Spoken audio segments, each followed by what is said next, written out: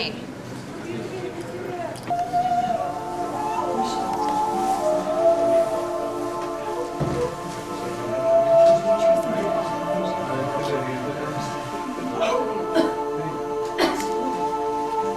The Blue Mounds have long been landmarks of southern Wisconsin, beacons for Native Americans and for the early fur traders and lead miners. During the lead rush of 1828, Ebenezer Brigham came to the Blue Mounds. He had journeyed far, all the way from Massachusetts, down the Ohio River to the handful of houses that were St. Louis. After traveling up the Mississippi to Galena, he walked northeast, one of the many miners in quest of lead. Ebenezer Brigham found what he was looking for in Blue Mounds. His search ended, and he made a home here on the slope of the East Mound. Ebenezer lived a long life on his Brigham farm, never dreaming that a greater discovery than lead lay buried deep beneath his fields. Many years later, on August the 4th, 1939, an explosion ripped through the stillness of Blue Mounds.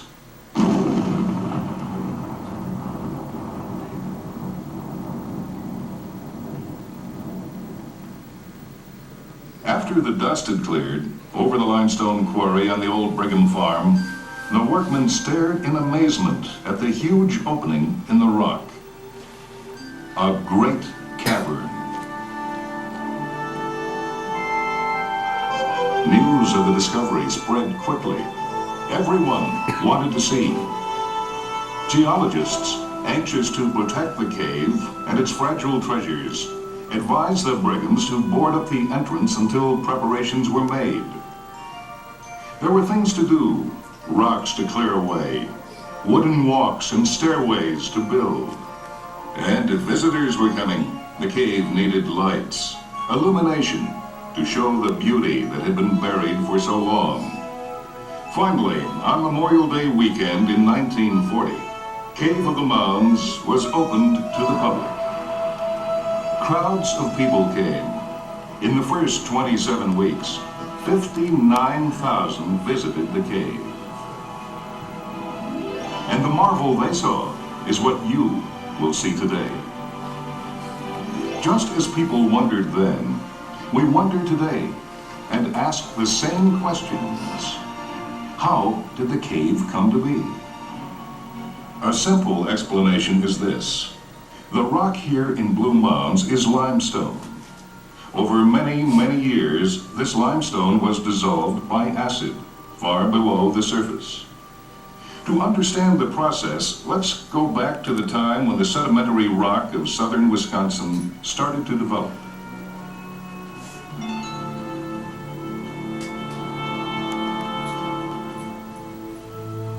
About 500 million years ago, a warm, shallow inland sea covered much of what is now North America. Shellfish thrived in its waters. Over time, their discarded shells compacted at the bottom of the sea and built up hundreds of feet of limestone. This, in turn, was buried by many other layers of sedimentary rocks. And many millions of years later, the rocks slowly eroded away. The limestone, once far below the surface, is the rock exposed here in Blue Mounds today. For millions of years, this rock remained unchanged. Then, 1 or 2 million years ago, this cave began to form. First, rainwater or melting snow combined with carbon dioxide in the soil to make carbonic acid. As this acid trickled slowly down through the cracks in the rock, it dissolved the limestone and made small cavities. Powerful sulfuric acid formed far below the water table, when hydrogen sulfide gas from lead and other mineral deposits combined with groundwater.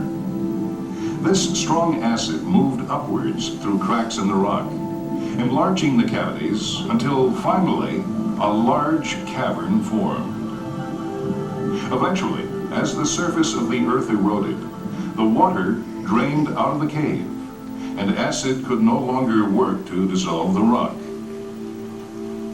Underground streams entered, washing away sediments and hollowing out new sections of cave.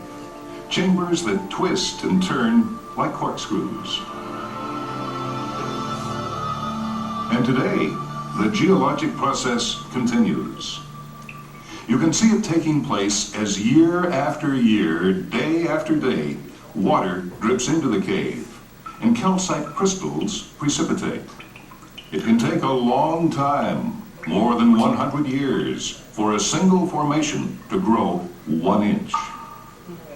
As the tiny particles fuse together, they form intricate and varied shapes. These are speleothems. They come in many shapes and colors. Slender, hollow stalactites hang from the ceiling. Sturdy-looking stalagmites form statues on the floor, while helictites curve like tiny hockey sticks, and cave rafts look like lily pads of stone. Pure calcite is white. Iron oxide creates warm browns, oranges, and reds. Manganese makes shades of black, purple, and blue. Colors so rich, they seem painted by an artist. Cave of the Mounds, millions of years in the making. A fragile geologic wonder hidden for ages. In beholding this beauty, we must accept responsibility for its preservation. As visitors in this mysterious place, we must try to protect it. While illuminating these wondrous colors, we must be aware of their fragile shapes. To keep the cave safe and unblemished, we must try in every way not to affect its natural ecology.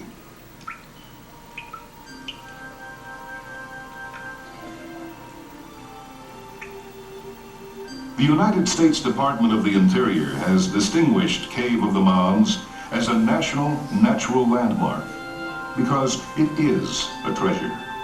We hope you will enjoy your visit, and we hope you will help us to protect and preserve this cave for those who will come many years from now to witness the beauty that is the Cave of the Mounds.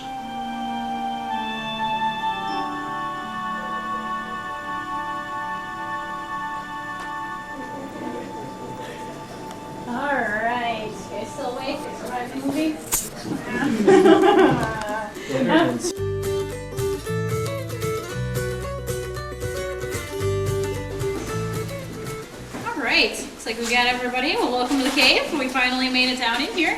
And that explosion that you just saw, what they were doing, they used to have a limestone quarry right here, and they were just taking out all this rock so they could sell it as gravel to put on the local roads. And they've been blasting in this area for years and years and years before they even found the cave. This time it happened on August 4th, 1939. They ended up putting about 1,600 pounds of black powder dynamite right above our heads, and they blasted this 40-foot section of the cave right off. So this time, all the rock went straight up, straight down. Once all that dust finally settled, the workers went to go find that rock, and they're pretty confused because this time it was all missing. So after a while, they decided to come down and start looking around. They lowered some ropes down from this corner in the front, brought some lanterns with them, and then this is what they found. Yeah, pretty good deal. They never went back to mining. So within a year, they had everything ready to go for tours. I just want to point out a couple of quick things before we head down in there. First of all, you can see this nice big crack up on the ceiling. Crack is called the lifeline, and that's going to go pretty much wherever we go today. And it's the crack that the cave started to form around. Acid came down through there, it started to dissolve away the limestone, and then after that, that's where most of the water and the minerals have got into the cave through the years. So right underneath that lifeline is where we're going to see most of our formations. We've got two main types. We've got the stalactites that come down from the ceiling. They look like that. And then the stalagmites that come up from the ground. And you can see a little bit farther down. Yeah. It is a little bit chilly in here. Do you guys have a guess what temperature is? 50. 50 degrees, right on the dot. You're right. You told me that. Go get your jacket. It's 50 degrees. That's right. So this cave basically basically takes on the surrounding temperature of wherever you're located. And our average annual temperature of this area of Wisconsin is 50 degrees. The rock's a really good insulator and keeps it really constant. So there's only a few days in the summer. If it gets really busy in here, all the body heat might warm it up to maybe 51, 52. But other than that, it's always the same. The other important thing to know, we're probably not going to see any animals in here today, and that's because our cave has no natural openings. So basically the only way in or out is right through the gift shop. So we don't have to worry about bats or bugs or mice or anything like that. Flip these lights off, and if you guys are ready, head right down these stairs. Stalactites, but they're all really small compared to the stalagmites. And that's just because the water comes in really quickly through this part of the cave. In order for the stalactites to form, the water drops containing all the minerals have to hang off the ceiling for a while so the minerals have enough time to crystallize up there. And usually they don't have enough time, so most of the minerals fall right down on the stalagmites, so they're getting nice and tall. And as you guys walk past here, you're probably going to see quite a few large cracks running through this formation. And that was just from that explosion that happened. Some of you see might be older, possibly from earthquakes that could have come through the years, or just because this is really heavy and it could cause a little bit of shifting or settling underneath the ground. But the good thing is that lifeline's right above us, so more water and minerals are coming in all the time, and the cave will eventually heal itself back up. But from that movie you saw, it does take quite a while for these things to actually grow. It takes around 100 years to get 1 cubic inch, about the size of a big marshmallow. So they estimate this formation to be somewhere around 250,000 years old. Wow. Main mineral that comes in here is calcite. That's the one that's usually nice and white, but we also have a lot of iron or rust in our water. So you're going to see a lot of this brownish orange color along, especially this half of the cave.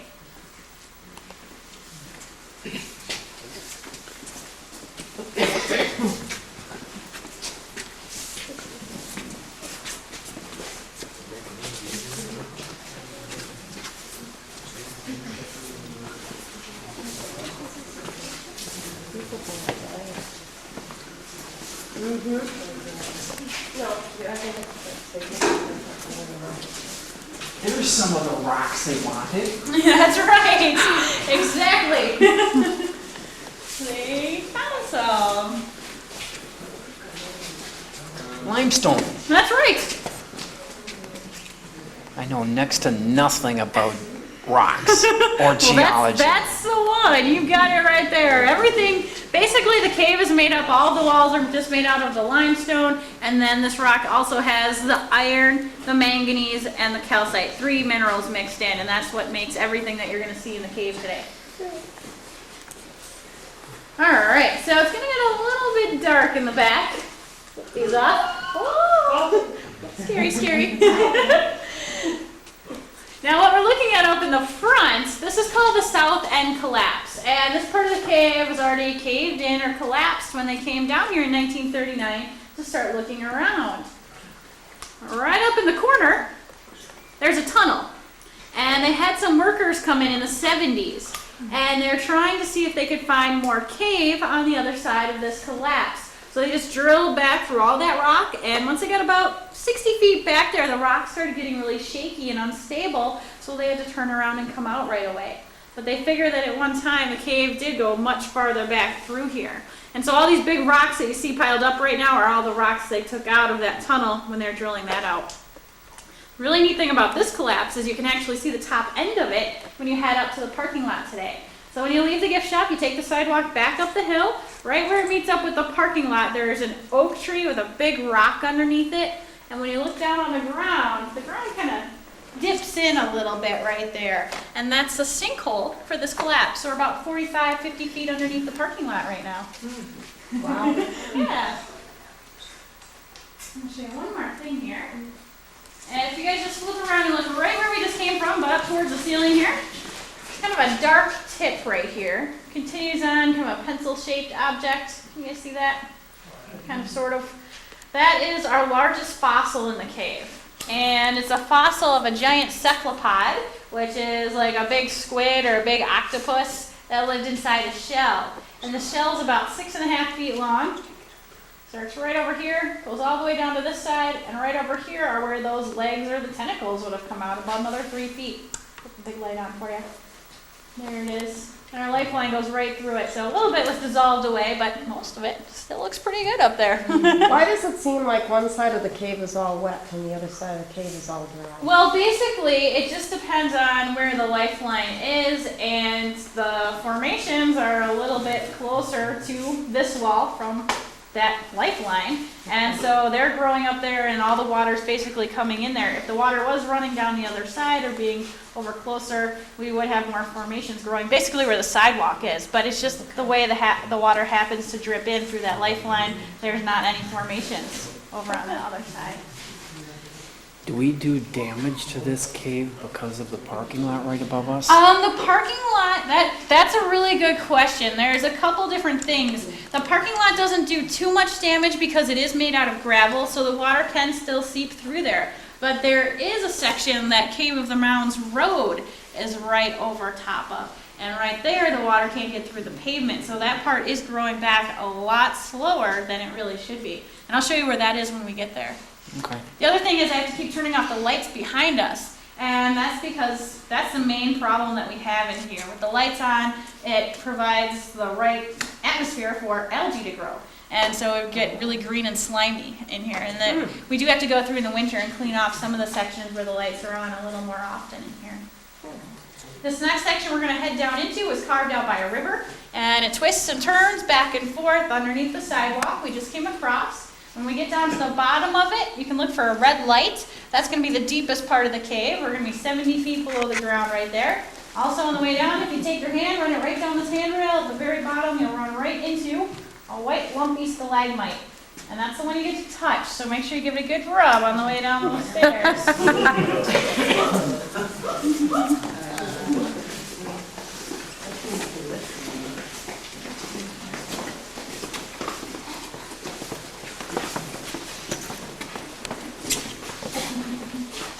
Polished up quite a bit on top. A little bit smooth. You can handle this one.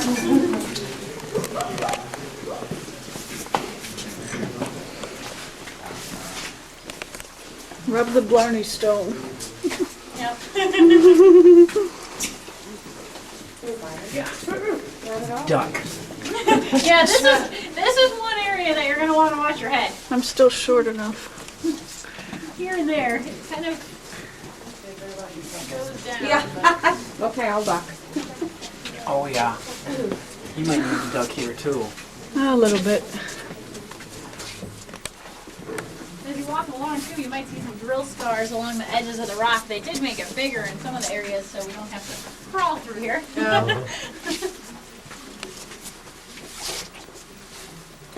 Oh, yeah. Oh. Sometimes it's good to be a short person. That's right. Yeah. I am too tall. I got that was 7 feet tall on my tour the other day. 7 feet tall? Yes, he was really needing a good stretch once he got out of here. Wow. Here's some drill scars. This is a river? Yep, it's just right where the river came through. It was just a riverbed, and they had to clean out all the mud, and then they laid the sidewalk down on top of it. They actually have It goes way up too. That swirling water. Wow.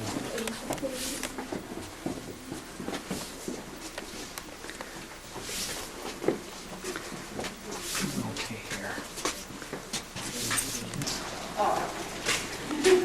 Have to go all the way in. Back. Sweet for everybody in here.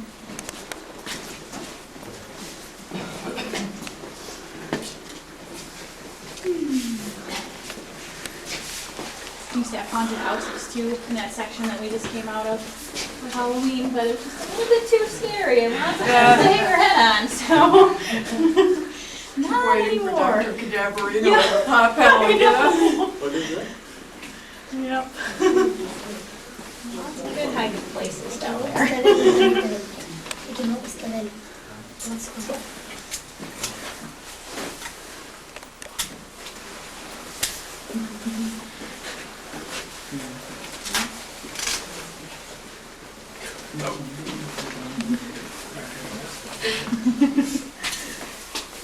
Alright. I'm getting a red light. Oh, just keep close this place. Let's see, do we have everybody now? Yeah. Everybody made it? Okay. Flip off the lights behind us. We just made a big loop and we came right back underneath the platform where we started out our tour. And when you look up here on the ceiling, you can see that there's some lines running throughout it. All of these walkways used to be made out of wood, but with all the water coming in, they didn't last very long, so they ended up pouring concrete right on top of the wooden platform. Once it was dry, they took all the wooden planks out, so you can still see the imprints of that original platform, even where all the nails were. All the way across in here. Also, there's a lot of little dents along the edges of the sidewalk on both sides of this room, and it's just because it is really wet, really humid in here. It took a really long time for these sidewalks to actually dry. All those drips of water kept coming in, denting up all our walkways. You guys get dripped on yet? Anybody? A little bit. Not yet. Well, when you get dripped on, it's called a cave kiss, and it's supposed to be lucky, so collect them up.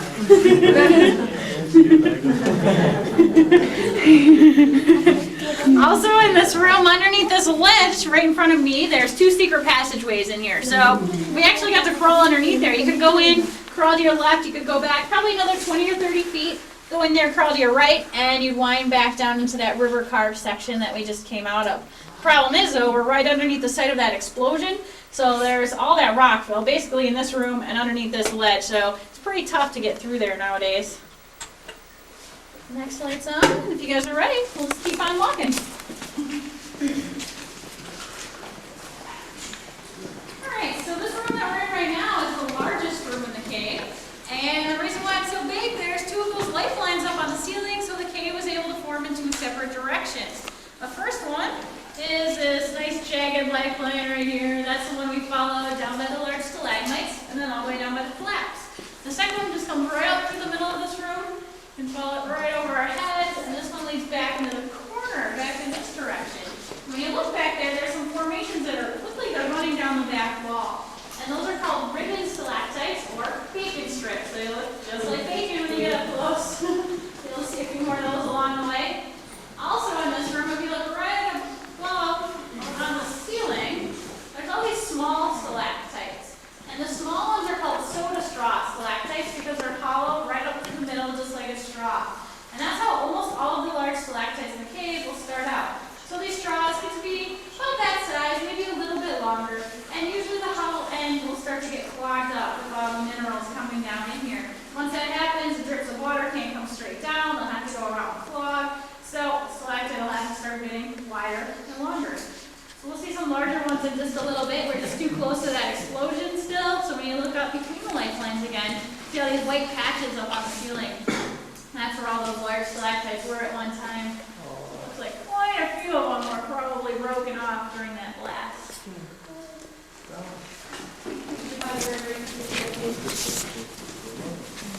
We walk basically backwards the river, the way the river goes.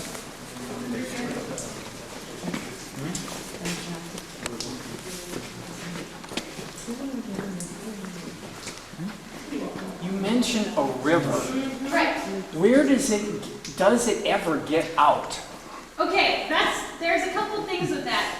The river that originally came through here, it was a really fast-moving river at one point, and then it slowly kind of settled down, and it basically, if it was slow enough, it would start to basically go through all this limestone. Limestone through forests, and it can filter through pretty quickly.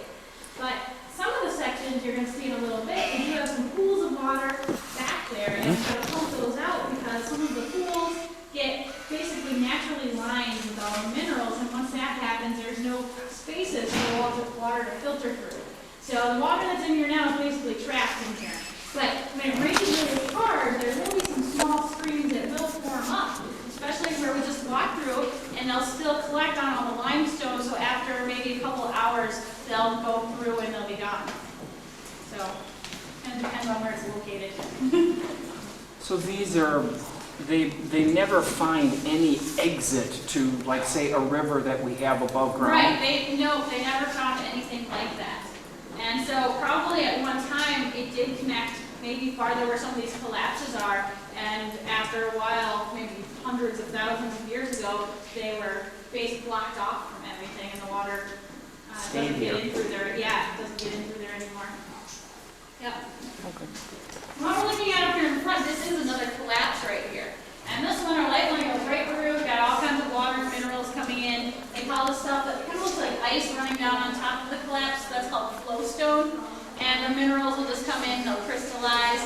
And it's supposed to be really rough, just like sandpaper if we got to touch that much, just because there are so many crystals in there. And this one, they didn't have to look too far or do any drilling to see if there was more cave on the other side. There's this really small opening right up on top. Really small. And they just picked the smallest guy they had and shoved him right through there. And he had to go over and look around, and he found that there was a whole second half of the cave. It basically wasn't affected by that explosion, and there's a lot of minerals coming in, so we get to see a lot of neat colors over there. And then they decided to drill out the stairway, making it a little bit easier for us to slide through there now. Now, let's see if you guys want to squish it maybe a little bit tighter so you can get everybody in here a little bit better. There we go. Okay, so this is the other side of that collapse. Yeah, they call this the painted waterfall right here. Now what happens, most of the water will come in through that lifeline and it'll collect right along the very top ledge of this formation. Every few seconds it'll fill up and a small wave of water will run all the way down in here. That water will bring in the different minerals, and you can see, there it goes right now, Yeah. little bitty wave. So you can see basically all the colors of the cave right on this one formation. We've got the white from the calcite, like we've seen before. We also have a lot of the oranges and browns and yellows, and that's all from the iron oxide or the rust again. And if you look up here at the top, you're going to see some of those darker colors like blues and purples and blacks, and that's all from the other mineral, the manganese. So you'll be able to see all these colors along this whole half of the cave. So each little wave of water finally makes its way down and starts to fill up this pool that's down by our feet. And this one is naturally lined, so this is an area that we have to pump out. When those first explorers came down in here, they stepped down and the water was almost waist deep. And we know when you look along the edge here, it kind of looks like broccoli hanging down. That stuff is called cave coral. And the original explorers, they did find quite a bit of water down in here, and they decided that the best way to handle that is to put that water pump in so we can make it through the rest of the cave. But because they did that, our cave coral growing along the edge is no longer growing. But they did do this to prevent something else that was happening a little bit farther up. So I'll show you that in just a minute or two. I'll show you one more thing in here. If you look up above you, hopefully I don't blind you too much. There we go. Up on the ceiling, it's basically a big hole, and that's a dome. That dome goes up about 3 feet, and then there's a chimney that goes up about another 18 inches after that. If you're right underneath it, the best way to see it is to look up. If you're closer to the edges, the best way to see it is to probably look down into the water. You'll be able to see the reflection down in there. Maybe possibly. The water looks really deep.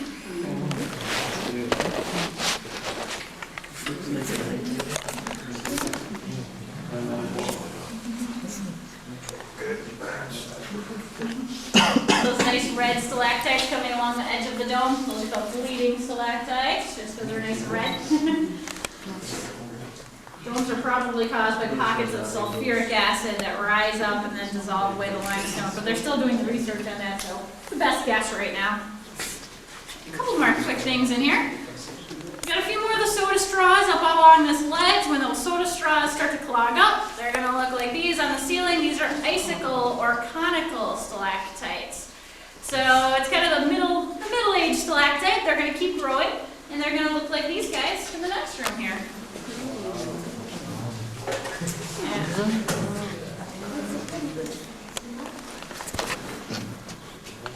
Some wet up here, so you can just walk right through here. As you walk through, you're going to notice when you get a little bit farther out that a lot of these have flat bottoms in this room. And that all happened within the first few years before they had that water pump. They decided to build a sidewalk above all the water in here. Everybody was about 3 feet closer to the ceiling, and at that time they could just reach up, break off whatever they wanted. Yep. But when you look up there, it is kind of neat. Almost all of them still have hollow centers where they started out as little soda straws.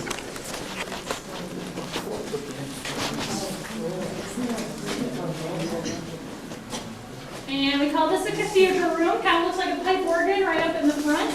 Right in the middle of our pipe organ, there's a lot of water minerals coming in, but the edges around it really dry, kind of crusty looking.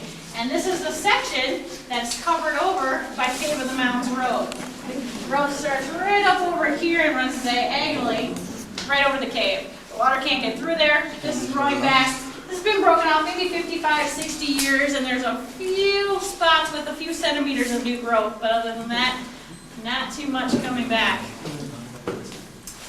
So they break off in the middle.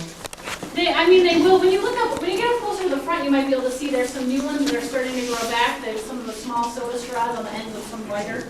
And they will eventually grow back, but it's just such a slow process that we haven't had enough time really to see too much new growth yet. Right? You said 100 years for a cubic inch. Right. That's a long time. That's a long time indeed. So we're talking 10 inches in 1,000 years. Yep. These stalactites above us right here are probably, I don't know, it could be anywhere from tens of thousands to hundreds, probably 150 at the most. But I mean, it's really hard to estimate too because of the different dry periods and the rate of growth, the water coming in, if it's going to hang on the ceiling or if it's going to fall to the ground. So it is pretty hard to say, but there's some areas in the back, we know they did some work back there, and we know when some of the stalactites started to grow, and there's a few new inches in the last maybe 50 years. Well, not a few inches, but maybe a half an inch in the last 50 years, something like that. You guys want any more pictures in here before I flip off the lights? Nope. Doing okay? All right, you might want to get a little bit closer because it is going to get really dark in the back. We're going to come right up along this handrail here. If I can get everybody nice and close to the shorter people towards the handrail side so everybody can see it a little bit better.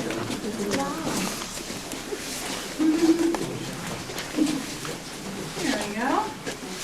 Shorter people in front. Go. Come on. All right, now what we're looking at up here in the front, because this one's just like a parrot. Polly's head up on top, tail feathers running down the back side over there. Whoops, and I just turned off the light. Oh, there we go. Polly is a stalagmite, and Polly's sitting in this big chunk that looks like it could also be a stalagmite. But there's a couple things wrong with this one. When you look at it, it kind of looks like it's growing on an angle. And because of gravity, water's going to drip straight down, so every single stalagmite in the cave should be growing straight up and down. The other thing is, when you look at it, there's some pieces that have been broken off. If you're close enough, you'll see that a lot of them still have the hollow centers where they started out as those soda straws. So if you take this whole big chunk and you flip it, it's buried a little ways, flipped it upside down, then there might have been some mud or sand on the ground because it all landed in one piece. So all the dark ones that are pointing up are all actually the stalactites, and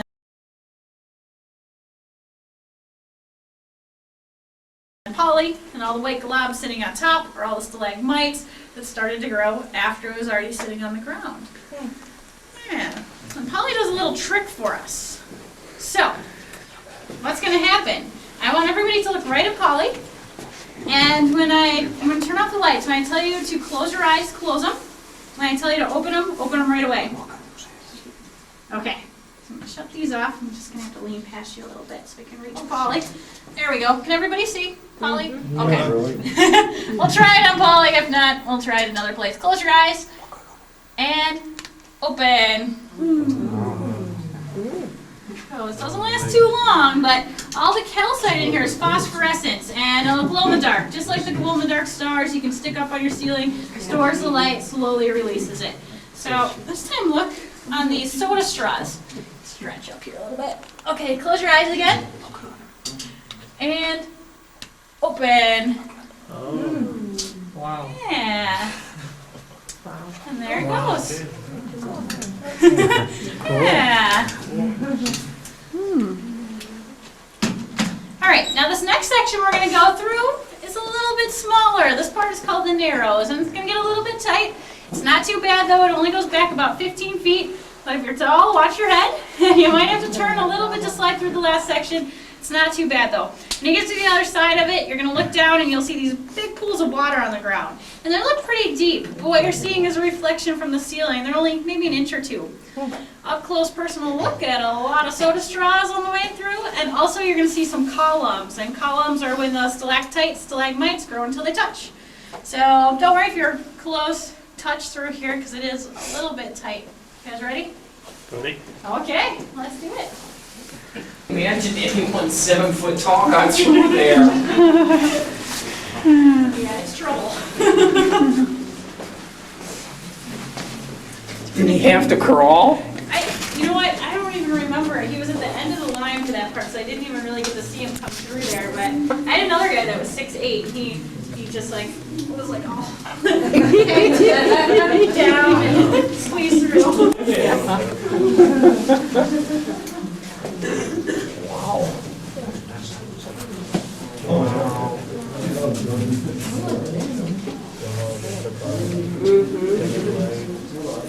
Oh, there's a column. Yep.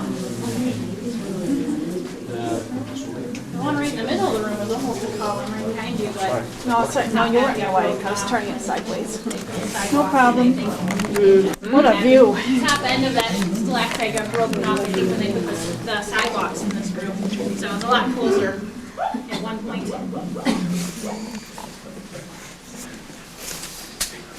No, I just bumped into you.